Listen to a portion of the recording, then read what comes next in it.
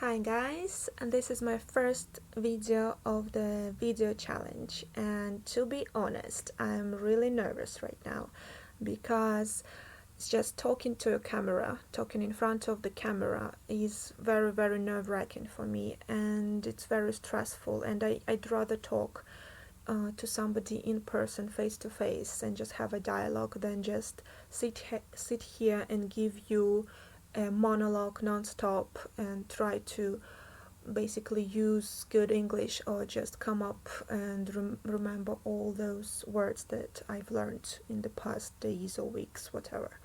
So sorry for my mistakes. I know there will be mistakes, and it's okay. And just sorry if I'm illogical at times or just mumbling or just I don't know. Anyway, I'm nervous as you can see. Uh, anyway, so in this video challenge, as you know, we can talk about anything. So I decided that I would just talk about the topic, which is the topic of Unit 1 in the book that I'm studying with right now. The book is called Objective Proficiency. If you're going to take a CPE exam, I highly recommend this book. It's very it prepares you for the format, but it still has this communicative approach. So the book is great.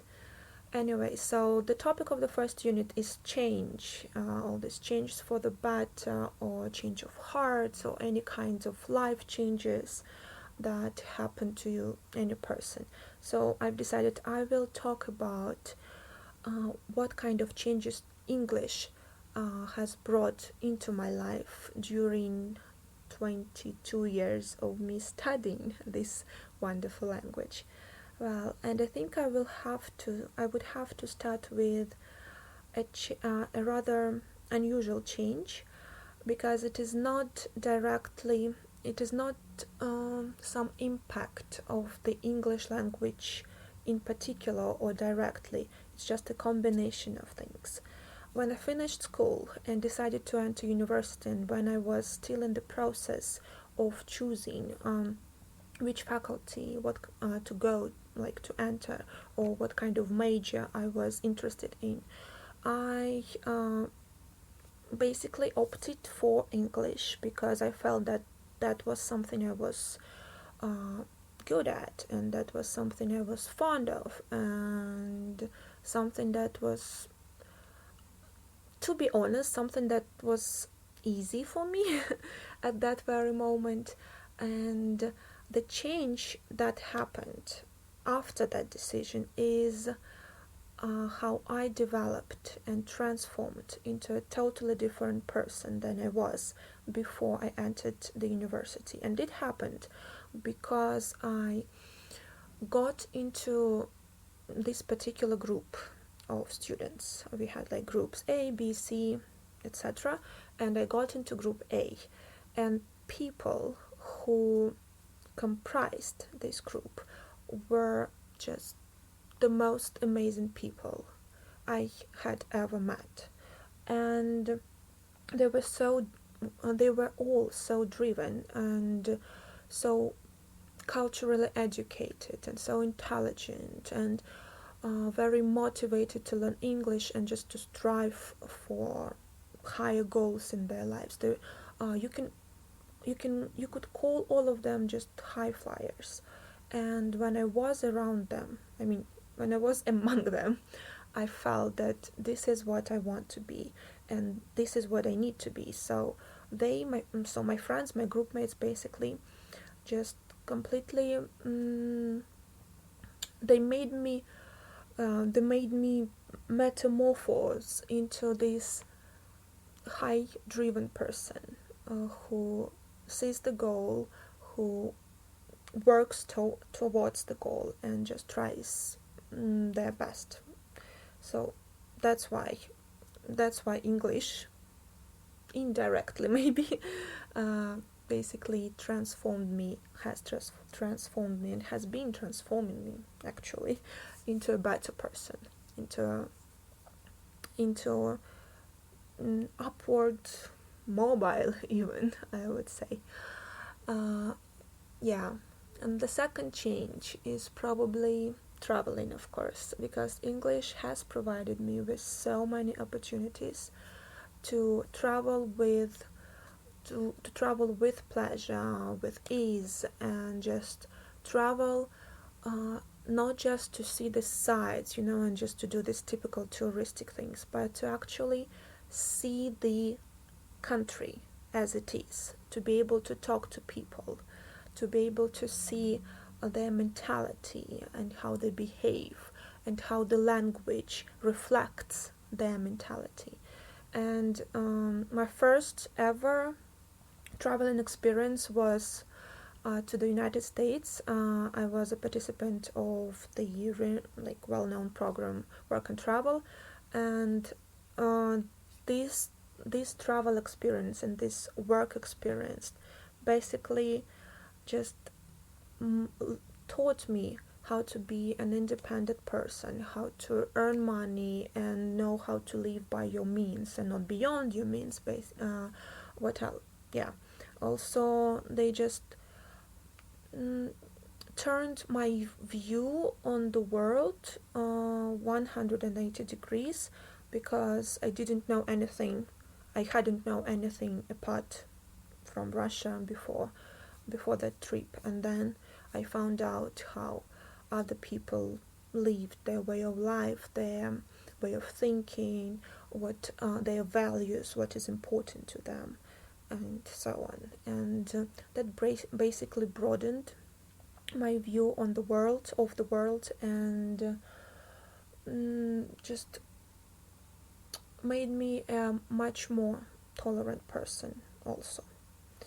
Then another change is probably just the world of information that I got into when my level of English got higher. So with a high level of English, I was able to read in English. So I was exposed to more, to more resources of self-development and of learning, not only languages but just learning and all kinds of material, all kinds of information, all kinds of knowledge. And I was exposed to that, and I was able to get this knowledge because I knew how to speak, to read, to understand English. And that is incredible. Just a simple example, when you Google something, especially like when you Google an image or a photo, I always get better results if I Google an image in English than in Russian. So just this minute example shows how English can basically change the way your life goes. I know, I think one of the biggest changes is work, because when I started working as an English teacher, I was again exposed to meeting with foreigners, as we had a lot of volunteers at the language center where I work. Also, I realized that I actually love teaching, and I love passing the knowledge that I have to different people. And I love to see how, I just love seeing how children or teenagers basically just mutate from just very shy and inconfident little people into these into real individuals who know what they want, and who know how to use English to get what they want, and who get excited when they use English. And when I see like this progress, in my students, it just makes my heart melt. It makes my heart really warm. And yeah, uh, I I believe there are more changes that have happened to me within the period, over the course of 22 years of me studying English. However, I feel that the video is getting too long. It's been 10 minutes already, and just, it's not always just sugar and spice with studying English. It comes with some downsides as well, and one of the downsides that I have experienced is that, uh, just for the reason that I use English probably even more often than Russian, because of my work and communication with my foreign friends and so on. I feel that very often English takes over me and takes over my brain basically, and I can't communicate. Sometimes I can't communicate my ideas very well in Russian, as English basically cuts in and just interrupts my thought process, and I use Runglish from time to time, or very often I would just use a literal translation. I would speak in Russian, but I would use a literal translation of some expressions or words from English. It's just like a word or a phrase would pop in my mind in English first, and then I have to translate it into Russian, and then it sounds just bizarre. It doesn't make any sense. So yeah, so these are the changes. Thank you for watching. Thank you for watching, guys, and I hope I will stick to the challenge and will produce at least 2 videos every week. And this is my first awkward, really nervous video, but I'm really glad that I did it. So thank you for watching again, and I will see you next time.